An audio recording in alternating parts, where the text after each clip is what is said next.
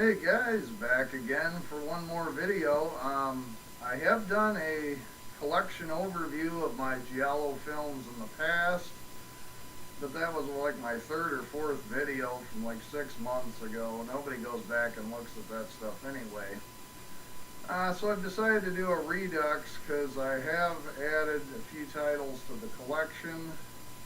So all I'm going to do, guys, is just run through my Giallo collection.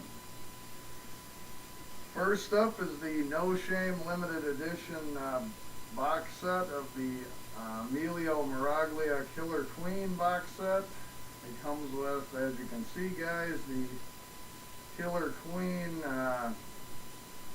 figurine, and it also comes with both of his Giallo films. Well, I think you get a couple others, but it comes with The Night Evelyn Came Out of the Grave and The Red Queen Kills 7 Times. I'm not going to open it, guys, because I did that in another video, and I want to try and get through all these. So that's the first one. Next up, guys, is my favorite Giallo film of all time, and that is Massimo Dallamano's What Have You Done to Solange? Really good movie, and actually features a small role by Camille Keaton, who played Jennifer Hills in the original I Spit on Your Grave, although she's obviously much younger in this film. I think this is like 70, early to mid 70s anyway. The next one up, guys, is Amare, which is a Neo Giallo from 2009, I want to say. This is actually Belgian. It is not Italian, and this is the Region 2 Anchor Bay Blu-ray. So I have not been able to watch this because I don't have a Region 3 Blu-ray player just yet. I'm really looking forward to checking this out. Next up, guys, is The Sister of Ursula, 1978 Giallo film by Enzo Milioni. Very sleazy one, this. Very sleazy. And it's worth a watch if you can find it, just to see the killer's choice of a weapon. I'll give you a hint, it's not a knife like what's featured on the cover. Next up is another fantastic Giallo film. This one from 1976 by Pupi Avati. This is The House with Laughing Windows. It's a kind of a rural Giallo film, which gives it a little bit different feel. It has a very creepy atmosphere as well. Well worth checking out. Next up is the Kino Blu-ray. This is a fairly recent release of Mario Bava's classic from 1970, $5 for an August Moon.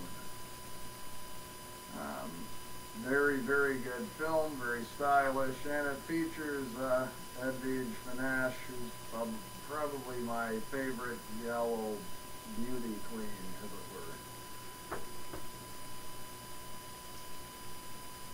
Next up, guys, is Fernando Di Leo, who is better known for his crime films, but he did do a very good Giallo film called Slaughter Hotel, starring Klaus Kinski. This one's also quite sleazy. This was from 1971. It is known as Asylum Erotica, I believe, in the UK.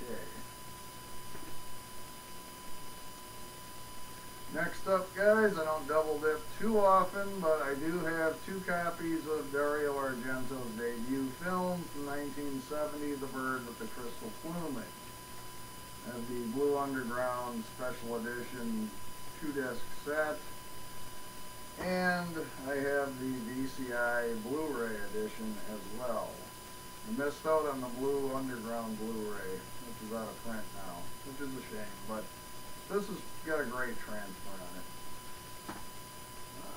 Next up is a great film by Sergio Martino, 1972. Your Vice is a Locked Room, and Only I Have the Key. Very interesting Giallo because the first half is like a traditional Giallo film, and then the second half is a bit like Edgar Allan Poe's The Black Cat, sort of a 70s rendition of that film. It's kind of a weird sort of a film, but it's very good, and it also features Edwige Fenech.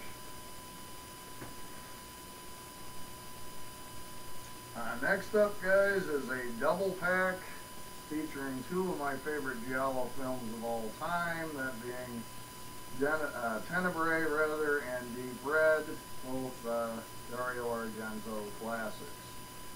If you're into Giallo at all, you really need to see both of these. Next up, I just reviewed one of his other films, but this is the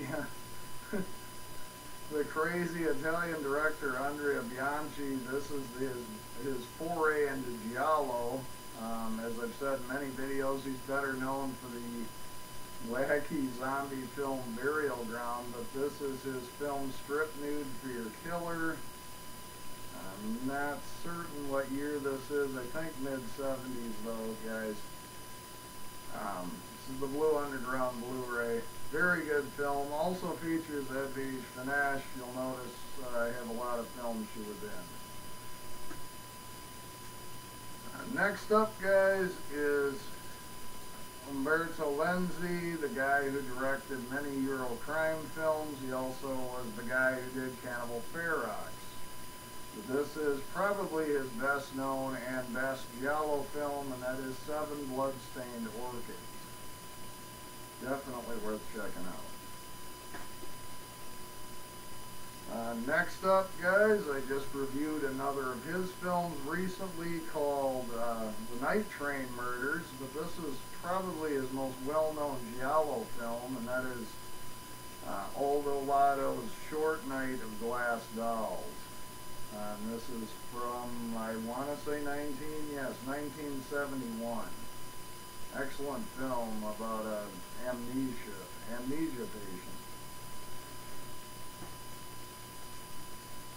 Next one up, guys, I just have on this double pack at the moment with City of the Living Dead, but the one I want to talk about here is on the bottom, and that's Lucio Fulci's classic Giallo, Don't Torture a Duckling, about a child murderer. Pretty gory, too, for its time. Again, I'm not certain the year on that, guys, but I think early 70s somewhere.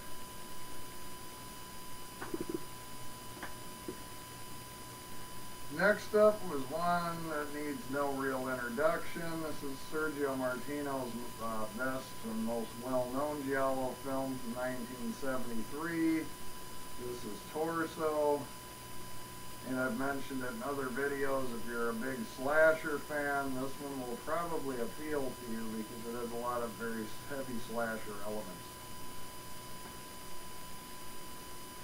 Next up, another slightly less well-known Sergio Martino film from 1971. This is The Case of the Scorpion's Tail. This one's a little more mystery, suspense-oriented, a little less on the gore factor and so on.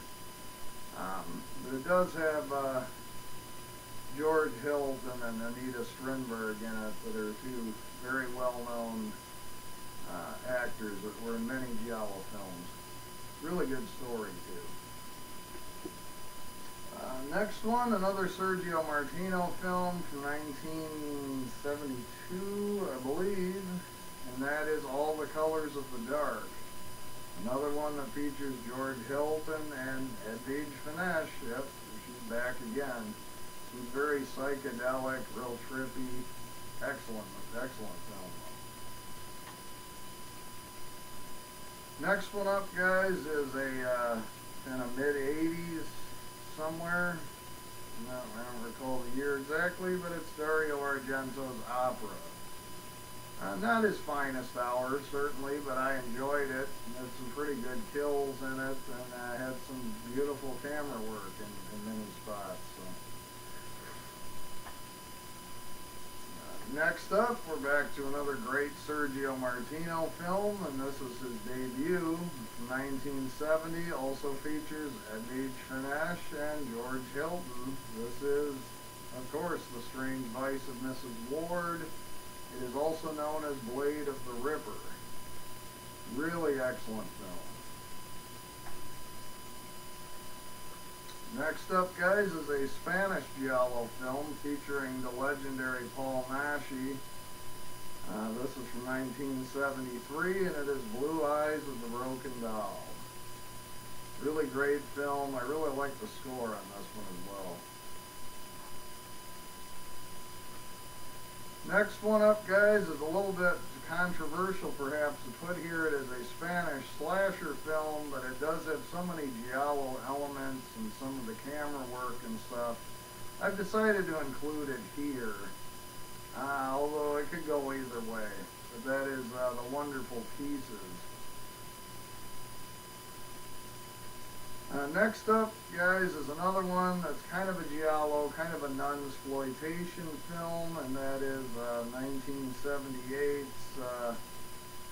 Killer Nun, featuring Anita Ekberg. Not one of my favorites in the genre, but it's a good time. The next one up, I don't have this director's most famous Giallo, sadly, which is Black Belly of the Tarantula.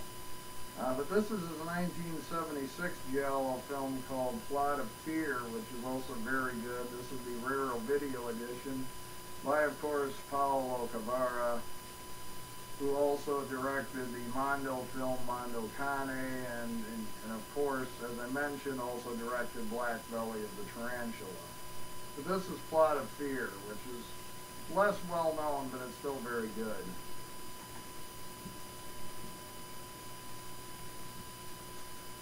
Next up, guys, is another Lucio Fulci Giallo film, and this is Lizard in a Woman's Skin. This one's also very psychedelic, about a woman whose neighbor mysteriously is murdered, and she keeps having these flashbacks and thinking that she was the one that did it. So, very strange, very psychedelic. This one doesn't give a year either, but this is very early 70s anyway, guys. Again, highly recommended. Next up, guys, is a guy who was more known for crime films and for kind of cheesy adventure films, even did some westerns, and that is Enzo G. Castellari, but this was his only entry into the Giallo genre, and it's considered one of the worst, guys. This is one I sadly have yet to actually get around to watching. This is the Redemption Blu-ray of Cold Eyes of Fear. Still looking forward to it because I do love a lot of Enzo's other films.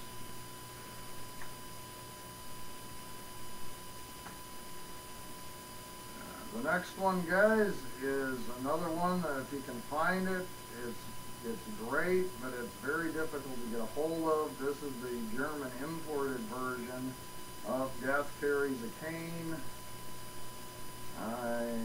I'm not sure even who directed this one, doesn't list a year or anything, but very good. It's really hard to find though, so if you can find it, seek it out.